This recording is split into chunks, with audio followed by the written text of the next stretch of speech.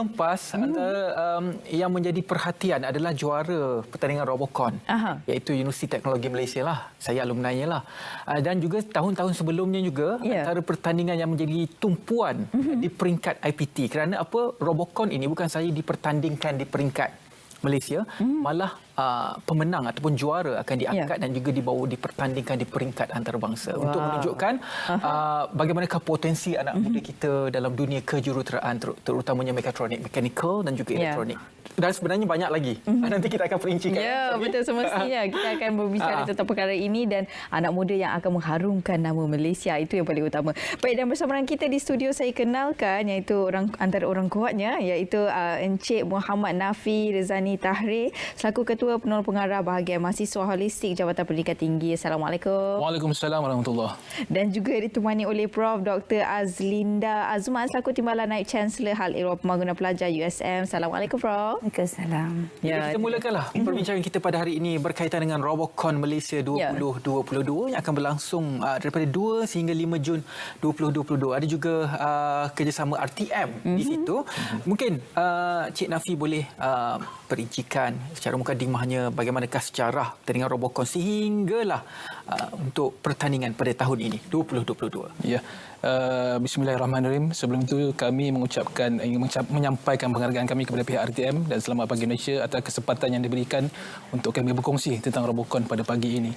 Okey, Robocon ataupun Robot Contest merupakan pertandingan robotik di peringkat Asia Pasifik di bawah penganjuran Asia Pacific Broadcasting Union atau ringkasnya ABU. Sebenarnya sejak tahun 1975 lagi Malaysia telah meletakkan wakilnya iaitu Radio Television Malaysia RTM di dalam keanggotaan ABU ini. Seterusnya kalau kita lihat dari segi sejarahnya pula, Robocon ini sebenarnya telah diinspirasikan oleh NHK Jepun di mana melalui kolaborasi dan untuk mewujudkan semangat kerjasama bermula tahun 2002 kerjasama mereka telah dapatkan komitmen daripada hampir 300 stesen penyiaran antarabangsa seluruh negara untuk menganjurkan Robocon secara tahunan bermula tahun 2002. Jadi kalau untuk tujuan itu juga Malaysia mengambil semangat itu untuk sama-sama mengajukan Robocon di peringkat kebangsaan lah. Kalau ikutkan tahun ini 2022 merupakan tahun penganjuran yang kali ke-21 untuk peringkat antarabangsa. So di Malaysia kita ada Robocon Malaysia 2022 kali ini. Kalau ikutkan Robocon Malaysia ini kita buat secara tahunan tadi tu dengan penganjuran bersama oleh Jabatan Pendidikan Tinggi dan juga Radio Television Malaysia RTM lah.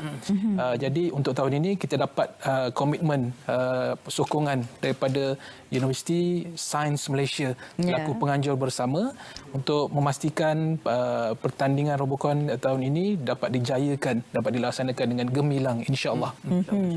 Baik, dan Prof, bila bercakap tentang formatnya pula, bagaimana dari segi format pertandingan ini dan juga bagaimana Robocon Malaysia 2022 ini dimainkan? Silakan Prof. Terima kasih Sophie.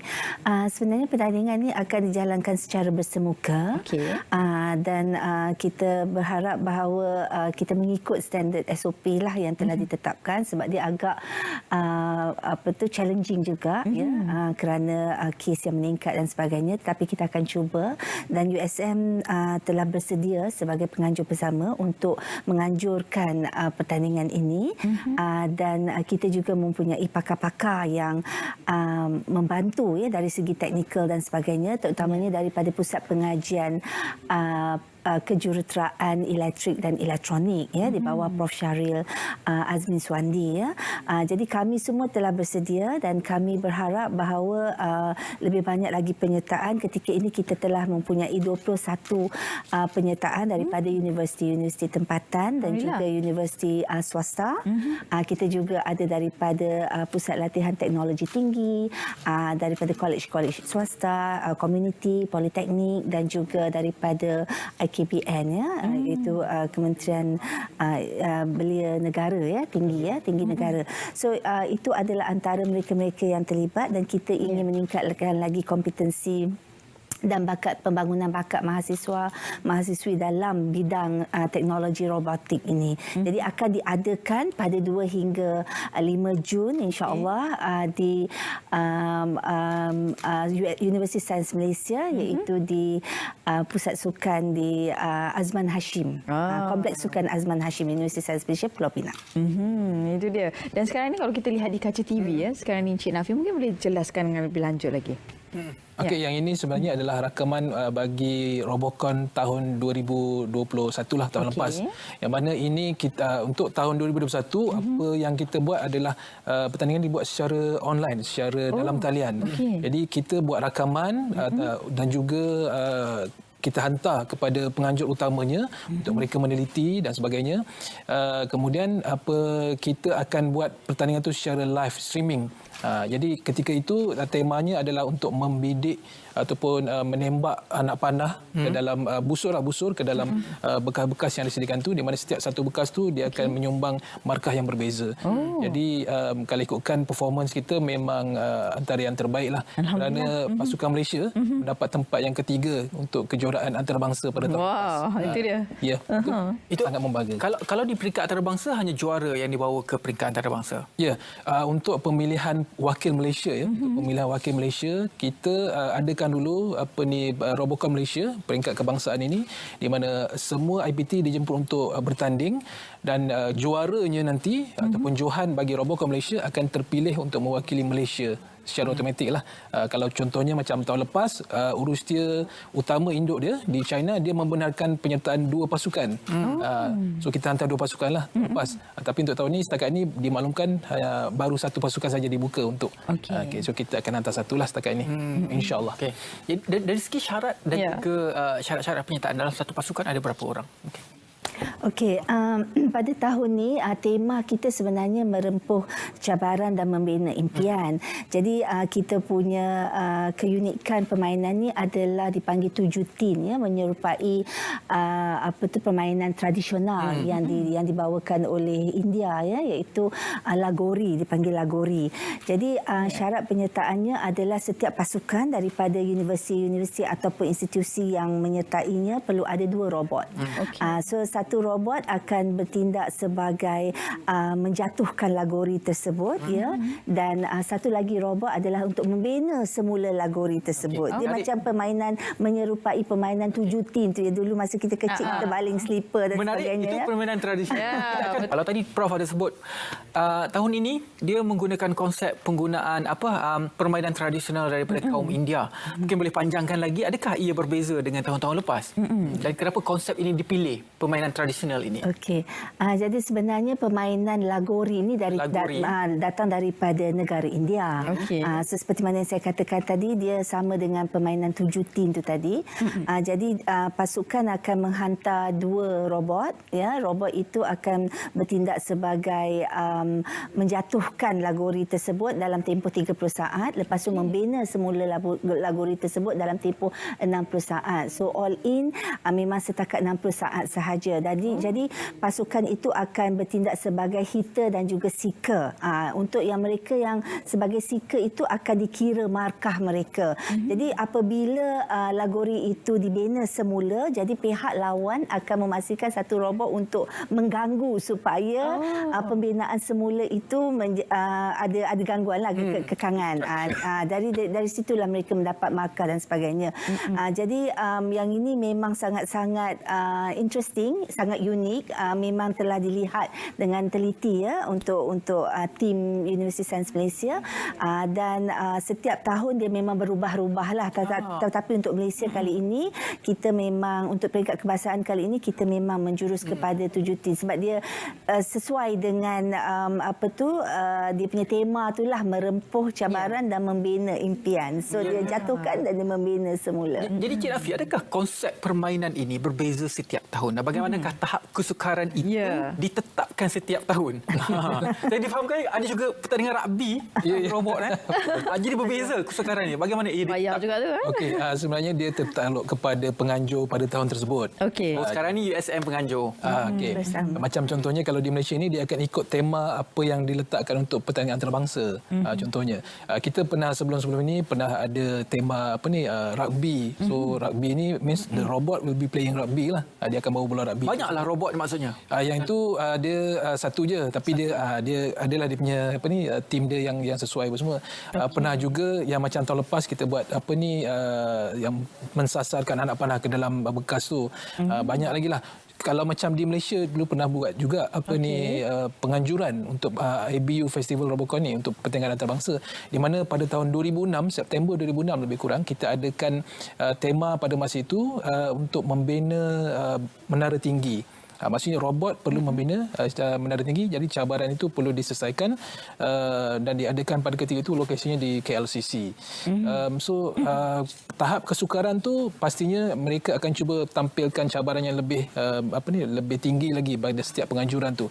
Sebab kita nak uji kemahiran mahasiswa, pelajar-pelajar di IPT ke daripada semua institusi pendidikan tinggi tu, sejauh mana mereka menguasai teknologi, sejauh mana mereka menguasai kemahiran kreativiti mereka, inovasi mereka dan sebagainya. Lah. Sebab perkara-perkara ini penting, kemahiran ini penting tidak kira dari segi teori mereka, dari segi practicality mereka itu penting untuk mereka bawa ketika mereka menceburi bidang pekerjaan nantilah. Yang boleh menjamin kebolehpasaran mereka juga. Jadi konsep yang sama juga akan dibawakan di peringkat antarabangsa nanti ataupun di peringkat antarabangsa akan bertukar. Robot yang sama. Robot yang sama. Okey, sebaik saja macam kita contoh di Malaysia ni nanti untuk Robocon Malaysia 2022 kita tengok kat situ, pasukan yang menang nanti selaku Johan, mereka akan diberi peruntukan tambahan untuk menambah baik, untuk recalibrate robot tu untuk disesuaikan bagi bersaing di peringkat antarabangsa nanti. Sebab kita pastinya kita tak tahu persaingan macam mana yang akan kita tempuh nanti di peringkat antarabangsa. Sebab kita difahamkan untuk tahun ini di peringkat antarabangsa pihak Urustia Induk dah memaklumkan penyertaan daripada negara-negara yang kerap bertanding secara sengit sebelum ini turut mengesahkan penyertaan mereka seperti Mesir, Jepun, Hong Kong, Thailand, India selaku tuan rumah. Tidak ketinggalan kita lah. Kita pastinya akan memberikan saingan sengit lah. InsyaAllah. Kerana itu permainan daripada India dibawa pada dan juga diangkat pada tahun. Betul. Wah, itu dia. Dan kalau kita melihat untuk menghasilkan robot ini pastinya memerlukan tim yang ramai. Setiap tim tu perlu ada kepakaran masing-masing kan. Jadi bagaimana tu Cik Nafi? Okey, untuk membentuk pasukan yang boleh bekerjasama dengan kemahiran yang diperlukan pastinya memerlukan seorang pengurus yang baik juga. Betul. Jadi untuk membentuk pasukan ini tadi, kita juga untuk inisiatif inilah maksudnya kita menyediakan juga sesi perkongsian sebelum contohnya. Sesi perkongsian oleh bekas-bekas juara Robocon pada tahun-tahun yang sebelum ini. Kita pernah menjemput juara ataupun Johan di peringkat antarabangsa sebelum ini daripada Vietnam. Dan untuk tahun ini kita ada menjemput Johan bagi Robocon tahun lepas lah, iaitu UTM, pasukan UTM, untuk berkongsi sedikit banyak tentang bagaimana untuk membina robot, untuk membina pasukan yang baik, dan dikongsikan juga tips-tips dalam memastikan macam mana nak tackle the situation, macam mana nak solve troubleshooting dan sebagainya lah.